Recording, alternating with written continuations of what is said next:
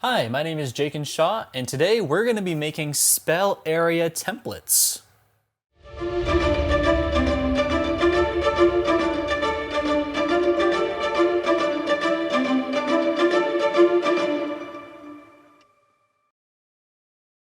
If you play your Dungeons and Dragons game on a table, sometimes spell areas can be confusing.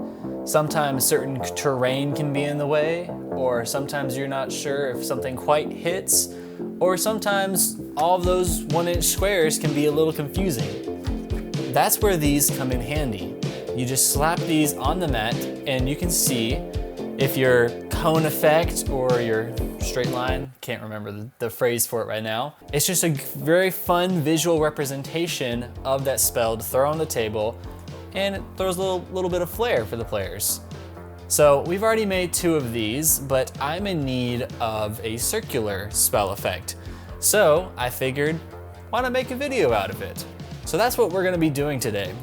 Here are some of the things that you will need: parchment paper, a hot glue gun, some hot glue sticks, a writing utensil, a compass, paint, and paint brushes. All right, so here's the basic idea. What you're gonna do is you're gonna take your parchment paper and you're gonna outline your template on there. If you want to, you can also take a ruler and measure out the proper squares for your spell template. You can find the spell area effect templates, I believe, in the player's handbook or the Dungeon Master Guide. I'll put it in the video, I think. God, I hope so. Anywho, you don't have to make it exact if you don't want to. If you have your own system for how you handle spells in your game, go for that. You could use anything like a cup or an old CD or a bowl just to make your circle, or you could freehand it if you want to.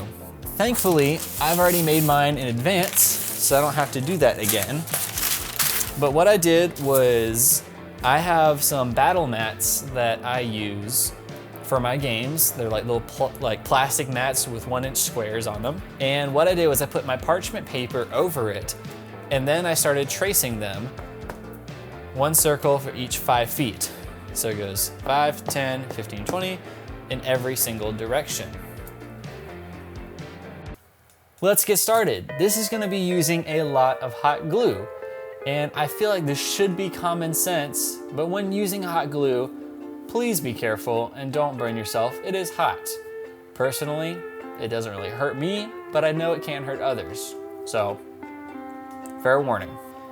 To make my life easier, I'm gonna be doing this hot glue in sections. Just doing this one cone effect took a good bit of time, which thankfully, I have time today.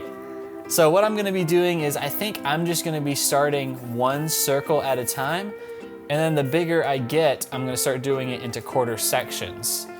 So once we start probably getting to this part of the circle, I'll probably do like 1 section, 2 sections, 3 sections, 4 sections, and then so on. All right, so let's get started. So we're gonna take our hot glue gun. I have a dual temperature one, so I just have mine on high. And the reason that we're doing this on parchment paper is, 1, so we can see through the paper and be able to trace whatever we're doing on here. And 2, because it's very easy for the hot glue to just peel up after, so it's not just sticking there permanently. So what I'm gonna do is I'm gonna do the outline of the circle first, and then I'm gonna fill it in. And if you can't, it's good to just get that whole line as even as possible. Let it solidify for a second before moving on to the filling it in. I will go ahead and start making like a little cross section in here so I can go ahead and divide it up. I'm just gonna wait a few seconds, and then I'm gonna fill in these little quadrants right here.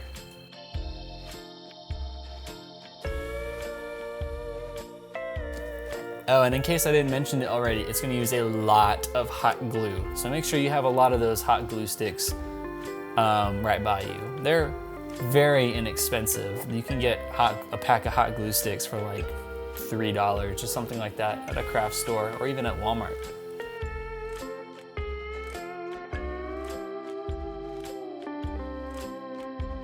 All right, and just like that, I already need another hot glue stick.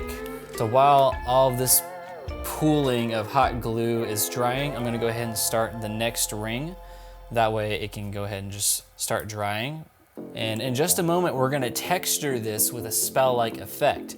This one's gonna be a little different because I'll show you why in a second. All right, so I'm gonna set this down for a second.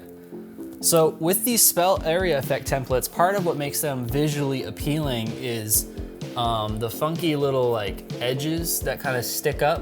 I don't know how you can see those. Maybe I gotta do it with the other camera. But all those funky little edges, as well as all these line textures inside. Now, when you're doing the hot glue on here, it's a smooth surface.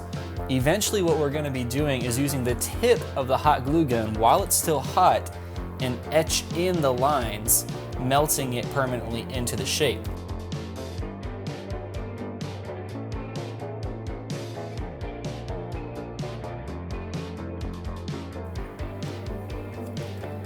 This is a very inexpensive way to do it. There's a lot of complicated tutorials, but I think this is honestly one of the easiest ways to do it, and it's a lot of fun to do. There's nothing too difficult about it. It's just, you go to town with some hot glue, you feel like a kid.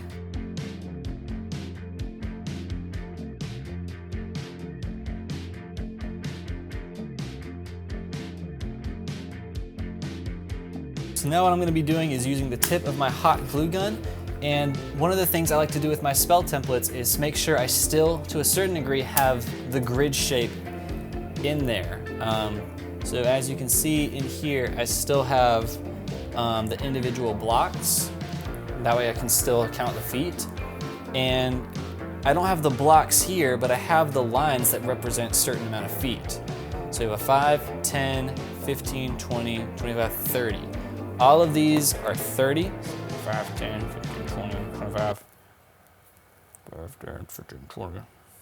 5, 10, 15, 20. Except for this one. This one's 20 because it expands and a bunch of crazy stuff.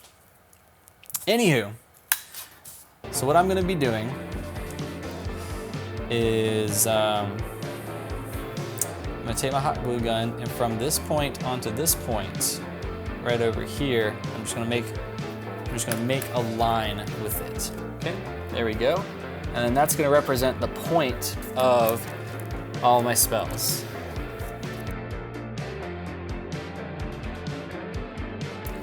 Then what I'm going to be doing is taking the tip and then just kind of going like this.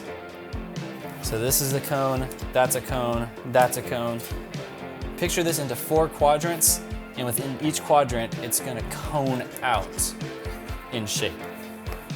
And don't worry about if you get stringies, like the stringy parts of hot glue on it, because like I said earlier, you're going to be etching into all of it anyways, and once you do that, there really won't be any stringies.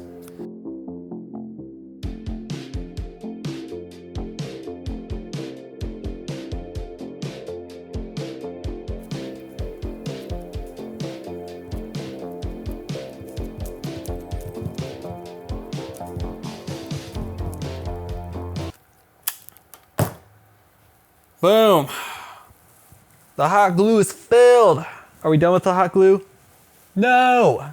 But are we done with the hard part? Yes. All right. Oh, that only took us about 30-ish minutes or so. Not too bad. Cheers. This is orange, not orange. This, I'm colorblind. Also taste blind? No. Apple juice. Yes, I did it. Ugh. I want to make sure all of the holes are filled. So now it's dry enough to where I can peel it up.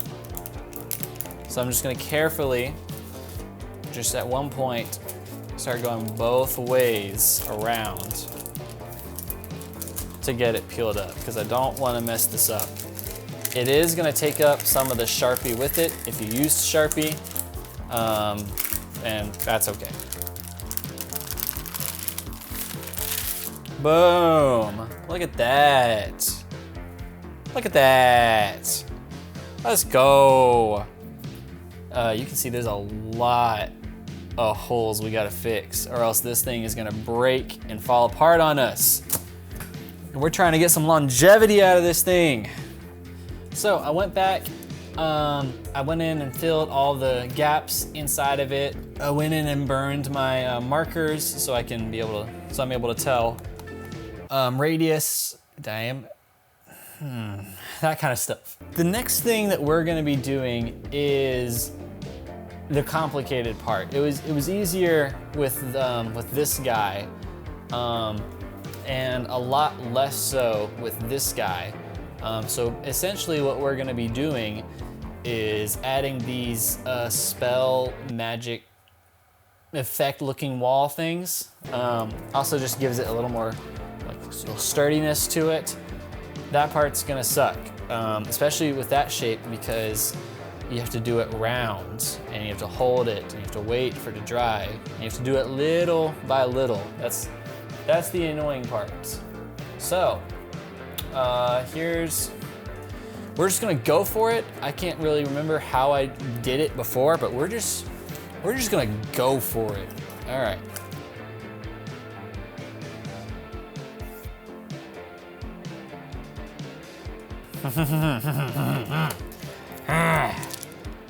All right, so here's what we're gonna do.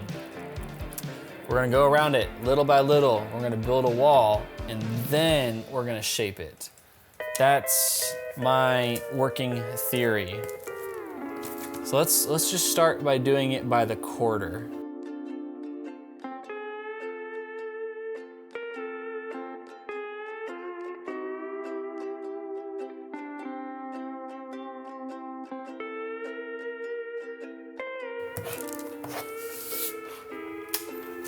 Okay, I would imagine it's dry now. Yeah, it should be, or at least dry enough. Let's see what we're working with. Diamond hands. You know what? I'm actually really digging that effect. I'm actually really digging that. So yeah, that's what we're gonna do. We're gonna roll with that.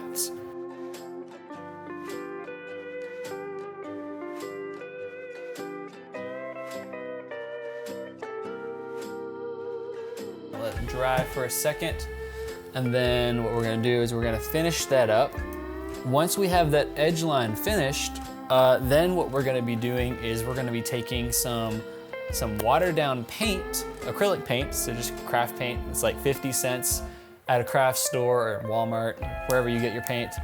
And then watered down paint, we're gonna start painting over this. Now the reason we're doing watered down is because you still want this to have a translucent, I think that's the word, effect to the spell template, just to give it that oomph on the gaming table. So what we're gonna do is, since we're gonna base this off Fireball, is we're gonna make the center hot. So like reds, and then on the outer rings, we're gonna start doing some oranges, and then on the very outer edge, we're gonna start doing some yellows. Well, maybe with like some red or orange accents in there, just to make the flames have that oomph. So now it's time to get my colors. So let's go ahead and search through this mess of a bucket. Stir this clumpy mess together. And then just from the center, I'm just gonna go with the lines. And just, ah!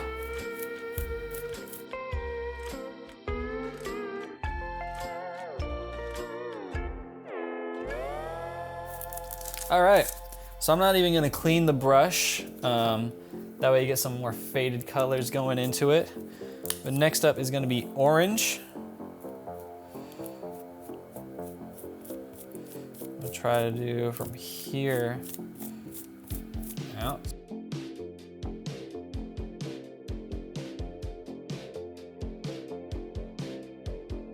So now, exact same process, just with yellow.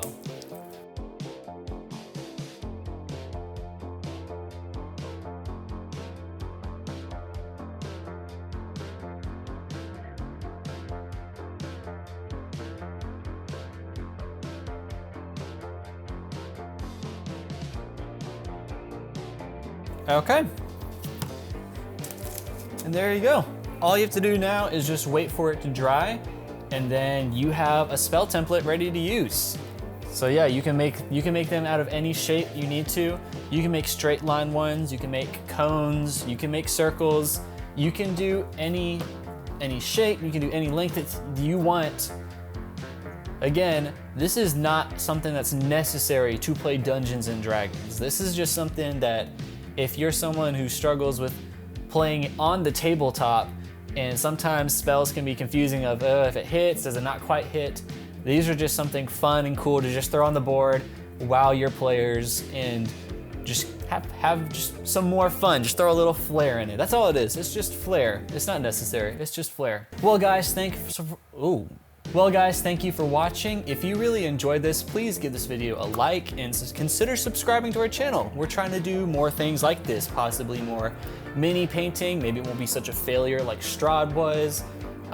Some more DIY homebrew craft things like this, or even just homebrew things. Maybe even a campaign soon if people are interested. So please consider subscribing and supporting the channel. Thank you so much. I'll see you in the next video. Bye.